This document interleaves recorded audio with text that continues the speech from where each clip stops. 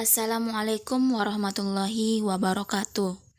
Nama saya Mesa Rosindaria, mahasiswa dari program studi Sejarah Peradaban Islam semester 5. Di video kali ini, saya akan menjelaskan tentang salah satu sejarawan Islam terkemuka di abad pertengahan, yaitu Ibnu al-Atsir. Sebelum lanjut ke video pembahasannya, video ini jadi tugas akhir saya pada mata kuliah Historiografi Islam. Baiklah, yang pertama yang akan dibahas dari sosok Ibnu al-Atsir adalah bagaimana biografi Ibnu al-Atsir. Ibnu al-Atsir memiliki nama lengkap Al-Mubarak bin Abu Al-Karam Muhammad bin Abdu Al-Karim bin Abdu Al-Wahid Al-Shibani. Ayahnya adalah Abu al-Sa'dad dan lakopnya adalah Mas al-Din. Ia lebih dikenal dengan sebutan Ibnu al-Atsir al-Zazari. Ia memiliki 2 orang adik kandung, yaitu Iz al-Din dan Dilia ad-Din. Ia dilahirkan pada tahun 544 Hijriah di desa Ibnu Umar, yang disebut dengan wilayah Al-Jazair. Ini dikarenakan desa tersebut dikitari oleh sungai Tigris Irak, sekarang masuk wilayah Baghdad. Pada masa kanak-kanak, ia belajar berbagai disiplin ilmu pengetahuan di desa tempat ia tinggal.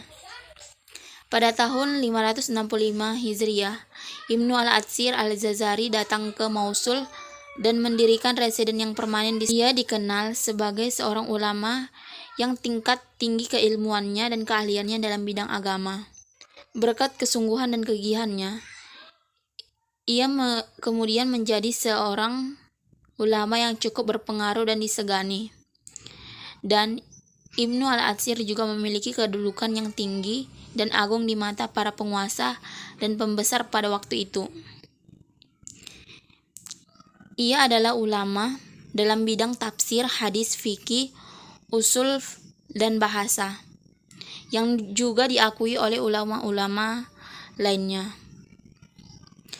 Pada hari Kamis bulan Zulhijjah tahun 606 Hijriah, Ibnu al-Atsir meninggal dunia di Mosul pada usia 62 tahun. Sebelum ia wafat, ia terserang berbagai penyakit komplikasi yang menyebabkan tidak bisa keluar dari rumah. Hal ini mengharuskannya menghabiskan hari-harinya di dalam kamar dengan berteman berbagai buku dan pensil untuk menulis. Tentunya, sebagai salah satu sejarawan Islam, Ibnu al-Atsir memiliki metode penulisan yang dapat membedakan penulisan Ibnu al-Atsir dari sejarawan-sejarawan Islam lainnya di abad pertengahan. Adapun metodenya yaitu yang pertama, Ibnu al-Atsir memaparkan fakta-fakta sejarah. Yang kedua, ia membuang detail-detail uraian yang tidak diperlukan. Yang ketiga, sangat teliti dalam memverifikasi referensi. Yang keempat, yaitu memilih data-data yang sesuai fakta. Yang kelima, meringkas peristiwa-peristiwa yang terjadi selama setahun. Yang keenam, ia menempuh metode yang berimbang dalam uraian sejarah setiap daerah Islam. Yang ketujuh, yaitu membandingkan berbagai peristiwa yang terjadi di setiap daerah berdasarkan kronologi tahun dan mengandalkan para spesialis sejarah di setiap daerah tersebut. Yang terakhir yaitu kaidah penulisan Ibnu al-Atsir berdasarkan kronologi atau urutan peristiwa, sebagaimana kaidah yang digunakan oleh At-Tabari dalam karya At-Tarikh. Ibnu al-Atsir mengumpulkan dan menyusun peristiwa-peristiwa kecil yang terjadi dalam 1 tahun dan mengakhirinya dengan wafatnya tokoh terkenal. Setelah tadi kita membahas biografi dan metode penulisan Ibnu al-Atsir, tidak lengkap rasanya apabila kita tidak menyebutkan beberapa karya yang ia miliki. Sebagai seorang ulama yang memiliki kredibilitas dan nama besar di masanya, serta terkenal alim, Ibnu al-Atsir memiliki banyak karya di bidang ahli tafsir, hadis, fikih, bahasa ataupun nahu. Adapun beberapa karyanya yaitu yang pertama Al-Insyafa fi al-Jami Bain al-Kasyafi wa al-Kasyaf. Yang kedua yaitu Al-Badi fil Syah al-Fusul. Yang ketiga yaitu Al-Bahri fi al-Furuq. Yang keempat Al-Furuq fi al-Bahniyah. Yang kelima yaitu Kitab Kamil fi at-Tarikh. Yang keenam yaitu Jami al-Usul fi al-Hadisi ar-Rasul. Yang keenam yaitu Al-Nihaya fil Gharib al-Hadis wa al-Atsar.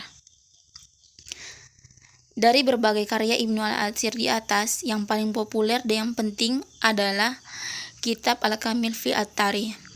Karena kitab ini merupakan salah satu buku yang mencakup kajian sejarah secara umum di dunia Islam, dimulai dari masa khalifah seperti tradisi mayoritas ahli sejarah Islam hingga catatan akhir tahun. Karya Ibnu al-Atsir ini juga dianggap karya yang paling penting karena mencatat peristiwa-peristiwa yang dekat dengan masa hidup penulisnya.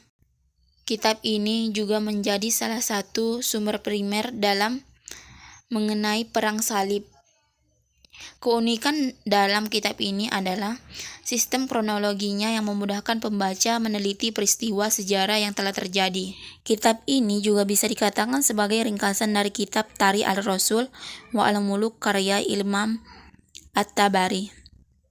Tetapi dalam periwayatannya, Ibnu al-Atsir menganggap cukup satu riwayat saja yang digunakan.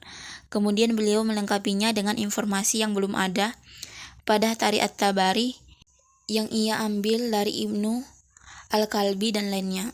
Dan masih banyak lagi karya-karya dari Ibnu al-Atsir yang tidak bisa saya jelaskan satu persatu. Baiklah, cukup sekian hasil dari penjelasan saya. Wabillahi taufiq wal hidayah. Wassalamualaikum warahmatullahi wabarakatuh.